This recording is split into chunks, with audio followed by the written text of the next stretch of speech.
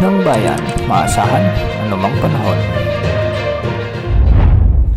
Magandang araw po sa ating lahat. Ngayon ay araw ng Sabado, June 7, 2025 at narito na ang pinakahuling update sa magiging lagay ng ating panahon. Sa kasalukuyan nga patuloy nating minomonitor ang low pressure area na huling namataan ng Pag-asa sa layong 240 km silangan ng Verac, Catanduanes at nagdudulot na ito ng mga pag-ulan sa mga kalapit na lugar dito. Samantalang southwest monsoon naman ang nakakaapekto sa western sections ng ating bansa. Dahil nga sa low pressure area na ito, asahan na ang maulap hanggang sa maulang panahon na may mga kasamang thunderstorms ang Bicol Region, Central Visayas, Eastern Visayas, Northern Mindanao, Caraga Region, Davao Region, kasama na rin ang Aurora at Quezon Province. Ang mga lugar na ito ay pinag-iingat natin sa banta ng mga biglaang pagbaha o pagguho ng lupa, lalo na kung may mga katamtaman hanggang sa kung minsan ay malalakas na pagbuhos ng ulan.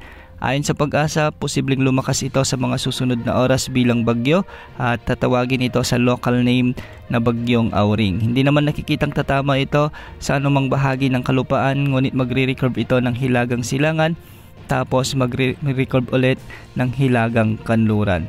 Hindi man ito lalakas o hindi man ito tatama sa kalupaan ng bansa, kung sakaling lumakas bilang bagyo ay hihilain o palalakasin naman nito ang southwest monsoon na magdadala ng malalakas hanggang sa matitinding pag-ulan sa kanlurang bahagi ng bansa, lalong-lalo na sa kanlurang bahagi ng Luzon at Visayas. Dahil naman sa umiiral na southwest monsoon o habagat, asahan din ang maulap na papawirin na may mga kalat-kalat na pag-ulan at thunderstorms sa buong Metro Manila, sa buong rehiyon ng Mimaropa, ang nalalabing bahagi ng Central Luzon, Calabarzon, ang buong Visayas at ang buong Mindanao. Kung makikita nga natin sa ating satellite animations ay halos natatakpan muli ng mga kaulapan ang mga lugar na ito dulot ng habagat. Pagsapit ng hapon at gabi ay mas malalakas na pag-ulan pa ang asahan sa mga nabanggit na lugar, kaya pinag-iingat rin natin ang ating mga kababayan dito sa banta ng mga biglang pagbaha o pagguho ng lupa, lalo na kung may mga katamtaman hanggang sa malalakas na pag-ulan. Dahil pa rin sa pag-iral ng habagat, magiging bahagyang maulap hanggang sa maulap naman ang mga kalangitan na may mga isolated rain showers and thunderstorms sa buong Ilocos Region.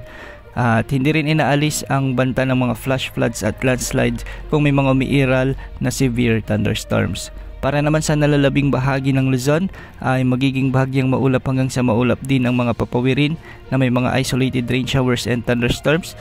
Dulot naman ito ng mga localized thunderstorms. Posible pa rin ang banta ng mga pagbaha at pagguho ng lupa, lalo na kung may mga umiiral na severe thunderstorms. Sa kasalukuyan ay wala namang nakataas na gale warning sa anumang baybaying sakop ng ating bansa at ang mga pag-alon sa halos buong karagatan ay posibleng umabot hanggang 1.8 meters. Para naman sa rain outlook natin, ngayong araw ay posible ang mga katamtaman hanggang sa malalakas na pag-ulan sa bahagi ng Occidental Mindoro, Batangas, Palawan, Quezon Province, Camarines Norte, Camarines Sur, Catanduanes, Albay, Sorsogon, Masbate, Northern Samar, Eastern Samar sa may Antique, Iloilo, Guimaras, Negros Occidental, Negros Oriental at Zamboanga del Norte.